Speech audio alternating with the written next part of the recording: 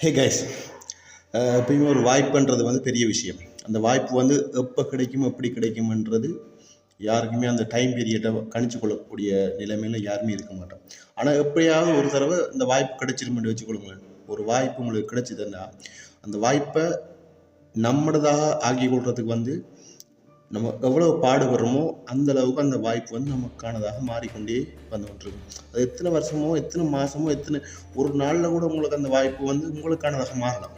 ஆனால் உங்களுக்குன்னு வாரது உங்களுக்கானது தான். அதை நீங்கள் அக்செப்ட் பண்ணி கொள்றதும் அக்செப்ட் பண்ணி கொள்ள முடியாது நம்மளோட கையில் அது இருக்குது.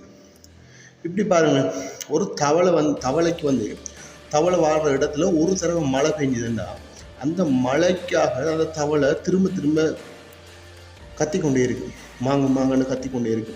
காரணம் என்ன? அந்த அந்த அந்த மழை திரும்ப திரும்ப பெய்ஞ்சுதுண்டா அது ஒரு வாய்ப்பு. அந்த வாய்ப்பு திரும்ப திரும்ப ஒரு நீடிச்சுதுண்டா அந்த வாய்ப்பு தனதாகி கொண்டுரும். அந்த வாய்ப்பை வச்சு அது முட்டை போட்டு இனத்தை பெருக்கி அந்த வாழ்வாதாரத்துக்கு ஏற்ற மாதிரி அது இனத்தை சந்ததியை பெருக்கிட்டு அதுவும் செத்து போயிடும். அப்போ அந்த வாய்ப்பு ஊடாக தண்டு சந்ததி வளரும் என்ற ஒரு இதில் அந்த வாய்ப்புக்காக அதை ஏங்கி கத்தும். ஒரு தடவை மழை கிடைச்சா போதும், அது அதில் இனத்தை அது பெருக்கிடும்.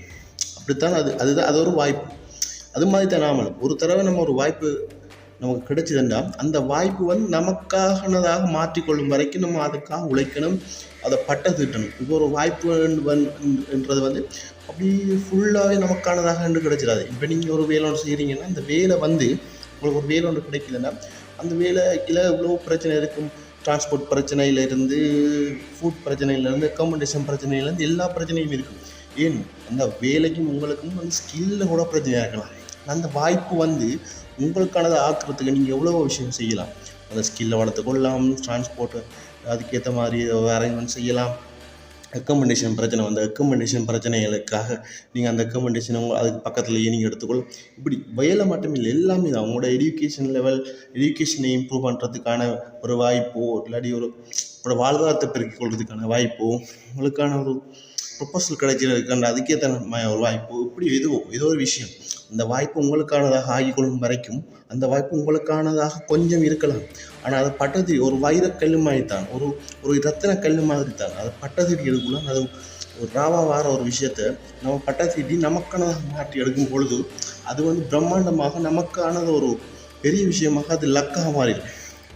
ஆனால் அது ஒரு ராவா கூட ஒரு கல் மாதிரி தான் இருக்க போகுது. அதனால் நம்ம அதெல்லாம் ஒதுக்கி வச்சுட்டு நம்ம இன்னொரு வாய்ப்பு தேடுவோம், பறந்தானே பார்த்துக்கணும். அது சரியான முட்டாள்தனமான விஷயம். அந்த விஷயத்தில் நானும் இதுக்கு முதல் பண்ணியிருக்கேன். ஆனால் இனிமேல் பண்ணக்கூடாதுன்ற விஷயத்துக்காகத்தான் அதை யோசிச்சுட்டு இருந்தால் சொல்லணும்னு எடுத்தேன். எல்லாருமே சேர்ந்து இனிமேலாவது இப்போலேருந்து எந்த வாய்ப்பு வந்தாலும் அது நமக்கான வாய்ப்பாக எடுக்கிறதுக்காக நம்ம உழைக்கணும். அந்த வாய்ப்பு நமக்கானதாக மாற்றிக்கொள்றதுக்கு நம்ம தயாராக இருக்கணும். See you, bye.